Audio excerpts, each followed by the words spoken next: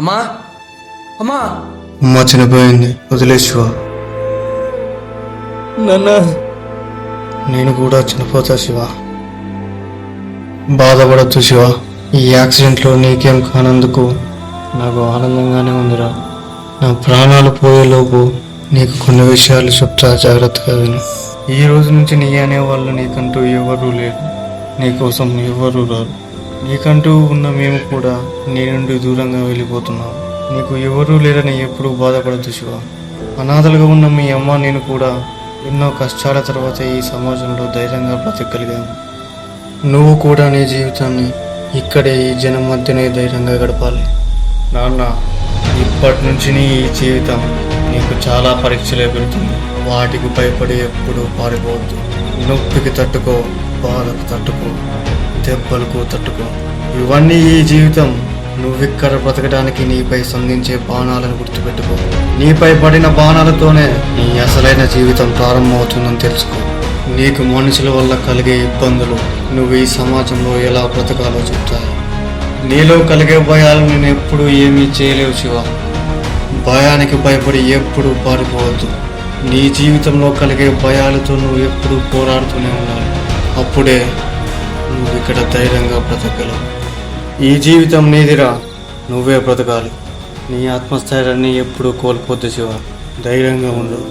నిన్ను ఒంటరిగా వదిలి వెళ్తున్నందుకు మమ్మల్ని క్షమించున్నాను. జాగ్రత్త.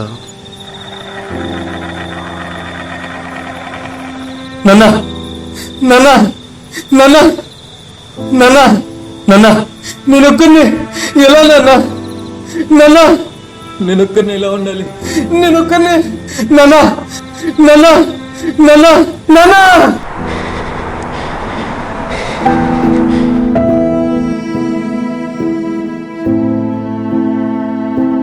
రోజు కాలేజ్కి బస్సులో వెళ్ళే నేను అమ్మా నాన్న చనిపోయినప్పటి నుంచి ఎటు వెళ్ళాలో ఏం చేయాలో అర్థం కాక నా పుస్తకాలతోనే 2 నెలలు ఇంట్లోనే గడిపేశాను.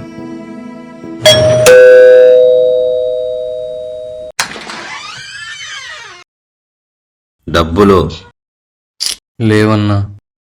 వారం రోజుల నుండి డబ్బులు అడుగుతూనే ఉన్నా నిన్ను. మీ అమ్మ నాన్న ఇద్దరు చనిపోయారని బాధలో ఉంటావని 1 నెల నేను ఆగినా. 2 నెలల నుంచి నువ్వు ఇంట్లో ఉంటావు నాకు తెలుసు. ఈరోజు సాయంత్రం లోపు నువ్వు డబ్బులు కట్టకపోతే నిన్ను ఈ సామాన్లతో సహా బయటకు పడేస్తా.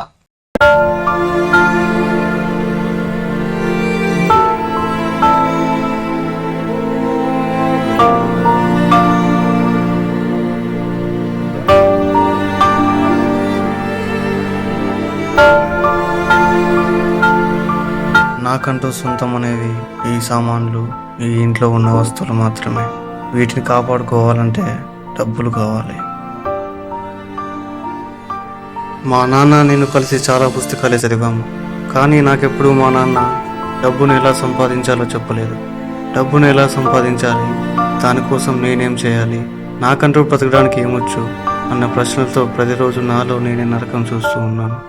Current bill, water bill, gas bill, ఇలా ఎన్నో డబ్బుతో ముడిపడి ఉన్న పనులు రోజు రోజుకి ఎదురవుతూనే ఉన్నాయి. వీటిని ఎదుర్కొని బ్రతికేంత ధైర్యం, ఇక్కడ బ్రతకగలను అన్న నమ్మకం రెండూ లేవు. ఇలా ఒంటరిగా ఇంట్లోనే ఉంటూ ఇలాంటి బ్రతుకు నేను ఇంకా బ్రతకలేను. అందుకే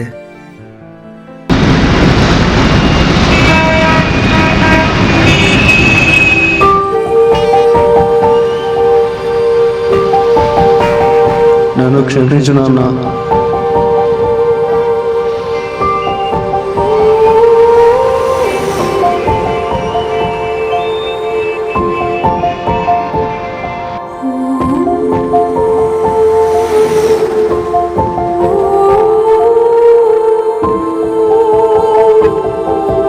శివ, ధైర్యంగా ఉండు.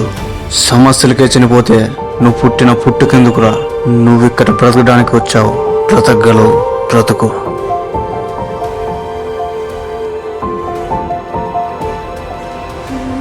మనుషుల గురించి మా నాన్న ఒక మాట అంటూ ఉండేవాడు, మనుషులలో మానవత్వం ఉంది కానీ ఆ మనుషులంతా ఒక్కటి కాదు అని. మా నాన్న ఈ మాటను ఎందుకు అన్నాడో తెలియదు, కానీ ఈ కొద్ది రోజులుగా నాకు తెలిసిన విషయం ఏమిటంటే ఇక్కడ బ్రతకాలంటే డబ్బు కావాలి. ఆ డబ్బుని ఎలా సంపాదించాలి, దానికోసం ఏం చేయాలో కూడా తెలియదు. కానీ ఆ డబ్బు కోసం పెద్దగా పరిచయం లేని ఈ జనం మధ్యకు వెళ్తున్నాను.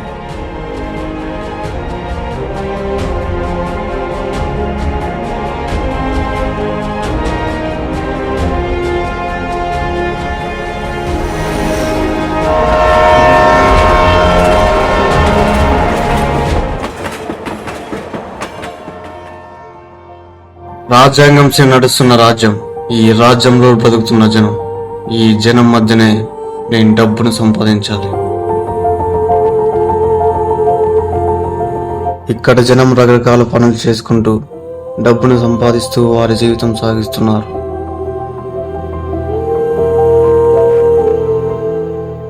నేను ఇక్కడ బ్రతకడానికి నాకంటూ ఏమీ రాదు. నేను చదువుకున్న చదువు నాకు ఎలా బ్రతకాలో చెప్పలేదు. ముఖ్యంగా డబ్బును ఎలా సంపాదించాలో అస్సలు చెప్పలేదు. సొంతంగా డబ్బును ఎలా సంపాదించాలి అన్న ప్రశ్న నేను చదువుకున్న పుస్తకాలలో లేదు. పుస్తకాలలోనే ఆ ప్రశ్న లేనప్పుడు నేను సమాధానం కోసం ఎక్కడైనా వెతకాలి.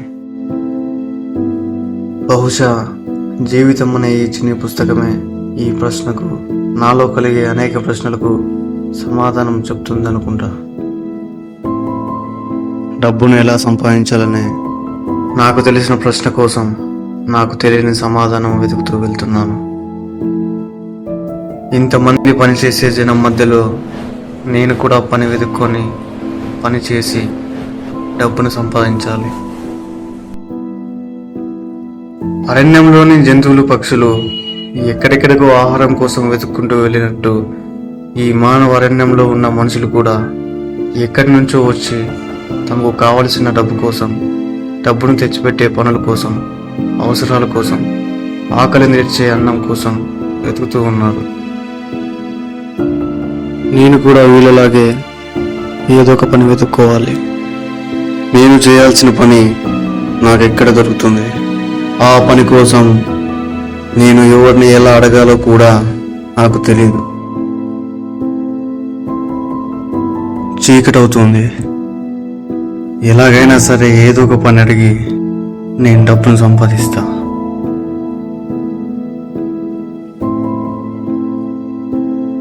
అన్నా, నాకు పని ఇవ్వండి. లేదు వెళ్ళవాయ్. ఆకలిగా ఉంది. ఏదైనా పని దొరికితే బాగుండు.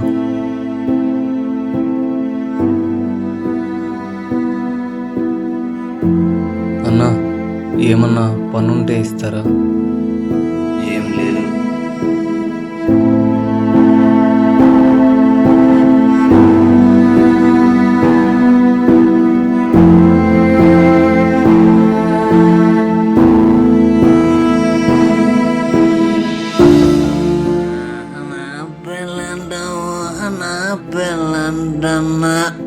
ఎవడరా ఇడిలో వచ్చినాడా? రే ఎవడరా నువ్వు ఎడుగుచ్చున్నా? ఎవడరా రే? ఆగరా రే, ఆగరా రే, రే ఎవడరా నువ్వు రే?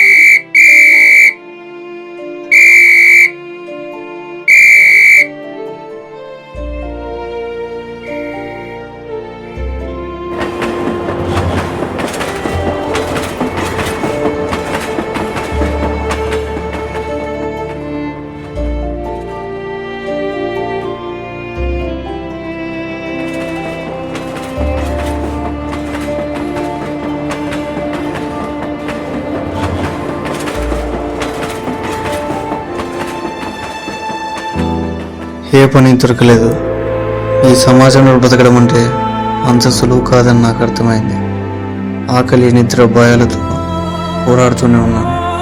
డబ్బుతో వెళ్తేనే నేను మా ఇంట్లో ఉండగలను, నా వస్తువులను కాపాడుకోగలను. ఆ డబ్బుతో వెళ్తానో లేదో కానీ నాకు ఇక్కడ ఎలాంటి పరిస్థితులు ఎదురైనా నేను ధైర్యంగా ఉండగలనన్న నమ్మకం నాకుంది. ఈరోజు సాయంత్రం లోపు నువ్వు డబ్బులు కట్టకపోతే నిన్ను ఈ సామాన్లతో సహా బయటికి పడేస్తా.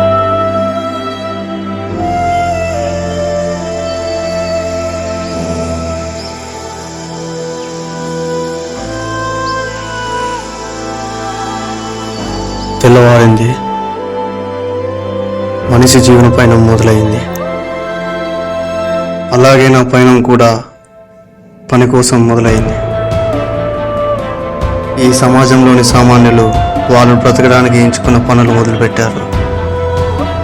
వీళ్ళు మొదలుపెట్టిన పనులతోనే ఈ సమాజం మేలుకుంటూ ఉంది. ఆకలి నేనున్నాను అన్నట్టుగా నా దగ్గరకు వస్తూ ఉంది.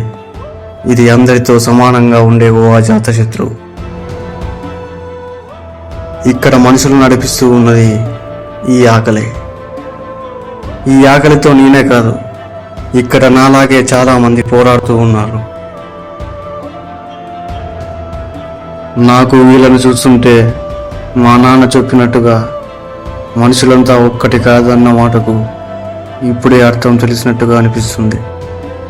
పక్క పక్కనే ఇల్లులు కట్టుకుంటూ మనమంతా ఒక్కటే అన్నట్టుగా కనపడే ఈ సమాజంలోని జనం ఇక్కడే పుట్టి ఇక్కడే పెరిగి పని చేయడానికి బలం లేక నిస్సాయంగా ఆకలితో అన్నం కోసం తప్పిస్తున్నారు.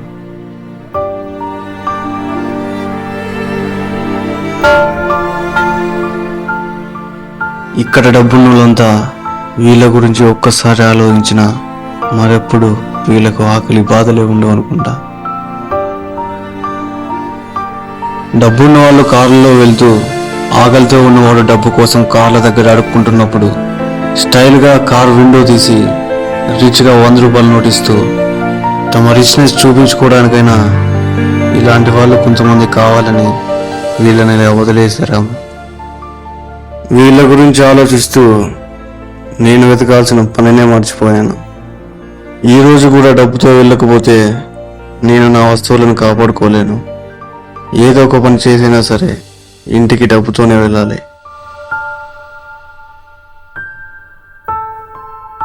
అన్నా ఏమన్నా పని నాకు? ఇప్పటికే బీపీలో ఉన్నా, నాకు ఇంకా బీపీ తెప్పేద్దు. వెళ్ళిపోయి నుంచే. వీడికి ఏదో నేను సొంత అన్నయ్యని అట్లాడుతున్నాడు.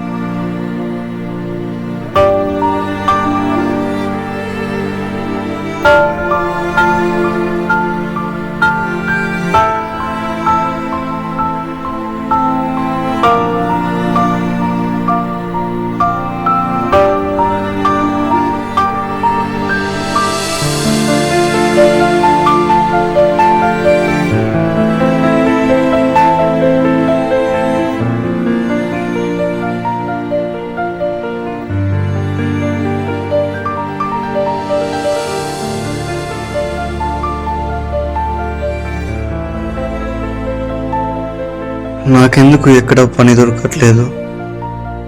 నిజంగా వాళ్ళ దగ్గర నాకు ఇవ్వడానికి పని లేదా? సరిగ్గా అడగడం రావట్లేదా? లేదా నేనే వాళ్ళకు నచ్చలేదా? ఏమో.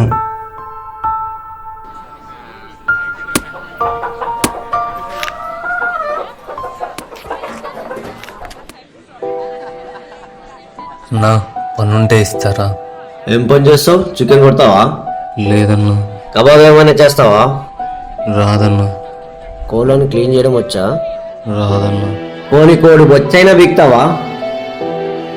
సరే చేస్తానన్నా. సరే లోపలికి వెళ్ళు.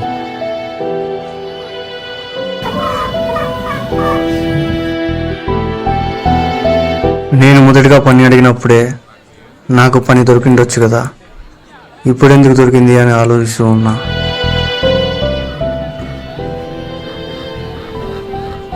నా ఈ జీవితం పరిస్థితుల వల్ల వచ్చే సమస్యల నిప్పుల కొలిమిలోకి పడ్డ తర్వాతే నేనిక్కడ బ్రతికే విధంగా నన్ను సానపడుతూ ఇక్కడ ఈ నా జీవితం నన్ను తీసుకుంటూ ఉంది.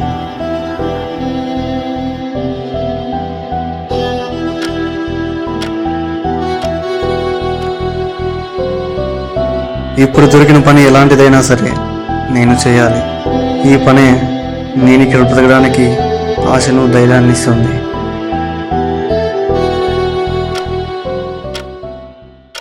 ఆకలి ఎంత ఉన్నా నాకు పని దొరికిందని లోపల ఆనందంగానే ఉంది. అట్లా కాదు, తీ చూడు, ఇట్లా పీకాల, పీకు. ఏయ్ ఇట్లా ఇట్లా పీకు. నా జీవితం నన్ను ఆయుధంగా మార్చడానికి ఎంత సాన పడుతుందో పట్టని, దానికి నేను సిద్ధంగా ఉంటా. నేను బ్రతకడానికి నేర్చుకున్న మొదటి పని కోళ్ళకు బొచ్చు పీకడం. అయినా పర్వాలేదు, నాలో రగులుతున్న కాంక్ష నాతో ఉంది, అదే నన్ను నడిపిస్తుంది.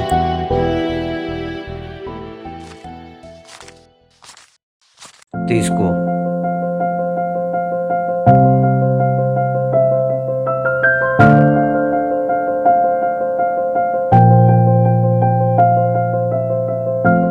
సరే, పొద్దున్నే వచ్చేసి.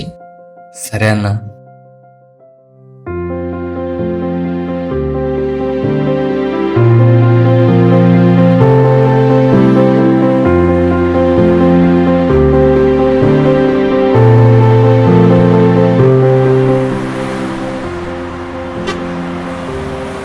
అన్నా రే, నిన్న నింటి ఎక్కడ తప్పించుకుని తిరుగుతున్నావురా? అన్నా, ఈ 500 రూపాయలు తీసుకోండి అన్నా. 500 రూపాయలు ఏంద్రా? ఇవ్వాల్సిందే 10,000 రూపాయలు కదా. అన్నా నువ్వు డబ్బులు ఇవ్వలేవు గాని ఇల్లు ఖాళీ చేద్దురా. అన్నా, నేను పుట్టినప్పటి నుంచి నేను ఆ ఇంట్లోనే పెరుగుతున్నానన్నా. మీరు ఆ సామాన్లు బయటపడేస్తే ఆ సామాన్లు తీసుకొని ఎక్కడికి వెళ్ళాలో కూడా నాకు తెలియదన్నా. పని నుంచి డబ్బు సంపాదించి ఇంటి వద్ద తీరేంత వరకు కడుతూనే ఉంటా అన్నా. నన్ను ఆ ఇంటి నుంచి దూరం చేస్తా అని చెప్పకన్నా. నాకు ఆ ఇల్లు, ఆ ఇంట్లో ఉన్న వస్తువులు, మా అమ్మ నాన్నలతో గడిపిన జ్ఞాపకాలు తప్ప నాకంటూ ఏమీ లేవన్నా.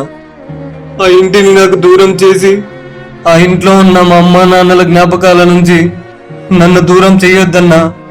ప్లీజ్ అన్నా, కావాలంటే నీ కాళ్ళు పట్టుకుంటా అన్నా.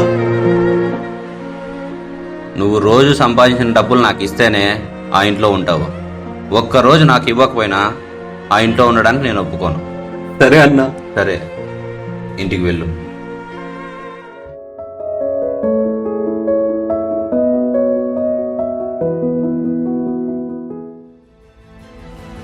మా నాన్న చెప్పిన మాట నాకిప్పుడు అర్థమైంది. మనుషులలో మానవత్వం ఉంది. మానవత్వం అనే పదానికి నాకు పూర్తిగా అర్థం తెలియదు, కానీ అది అతని కళ్ళల్లో నాకు కనిపించింది. నేనిక్కడ ధైర్యంగా బ్రతకవచ్చు అన్న నమ్మకం నాలో కలిగింది.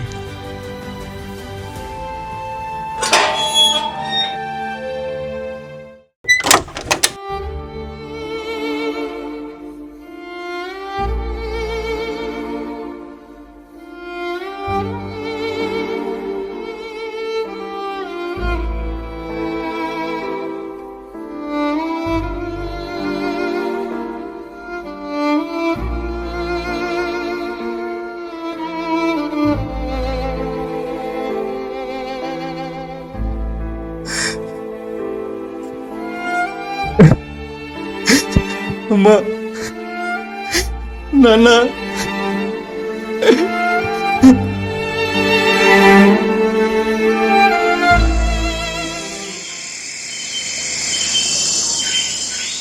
సార్, కరెంటు బిల్లు కట్టాలి. నా పయనం మళ్ళీ మొదలైంది. ఈరోజు నా జీవితం ఎలాంటి కొత్త విషయాలు నేర్పుతుందో చూడాలి. మనిషిని నడిపించేది డబ్బే అని ఒకవైపు అర్థమవుతున్నా, ఆ మనిషిని నడిపించేది మాత్రం తన గుండెల్లో రగులుతున్న బలమైన వాంఛని నా జీవితం నాకు చెప్తూ ఉంది. ఇక్కడ మనిషి ఆకలి అనే దాని వల్ల అన్నము అనే డబ్బుతో తన ఆకలిని జీవితాంతం తీర్చుకుంటూ బ్రతుకుతూ ఉంటాడు.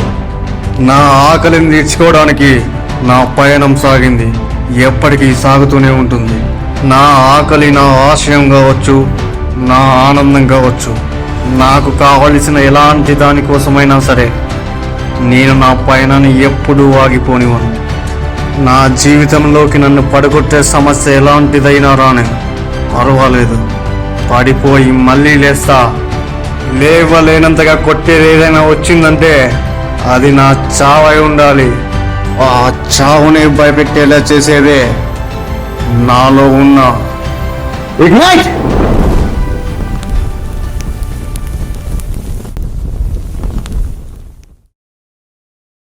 ఈ ప్రకృతి మనల్ని ఇక్కడ బ్రతకడానికి మాత్రమే సృష్టించింది, సమస్యల వల్ల లేక ఇంకెవరి వల్ల పోవడానికి కాదు. మనిషికి తనకు తాను చనిపోయేంత సమస్య ఈ భూమి మీద లేదు అన్నదే నా అభిప్రాయం. మన జీవితం మనకున్న సమస్యల కన్నా ఎంత గొప్పవో చెప్పడానికి నా దగ్గర సరైన పదాలు లేవు, నాకు తెలిసి ఉండవు. నువ్వు నీ జీవితాన్ని ఎలా చూస్తావన్నదే ప్రశ్న. నీ జీవితం నువ్వు కావాలనే దానికి సిద్ధమైన తర్వాతే నీకు ఏం కావాలో ఇస్తుంది. అది ఇంకా నీ దరి చేరలేదంటే నువ్వు ఇంకా సిద్ధంగా లేవని అర్థం. నువ్వు సిద్ధమైన తర్వాత నువ్వు అడగాల్సిన అవసరం లేదు. ఈ కథ బ్రతకడానికి ధైర్యం లేక సమస్యలకే చనిపోవాలనుకునే వారి కోసం, ఈ సమాజంలో ఏం ఎదురైనా ధైర్యంగా ఎదుర్కొంటూ బ్రతుకుతున్న వారికి ఈ కథ అంకితం.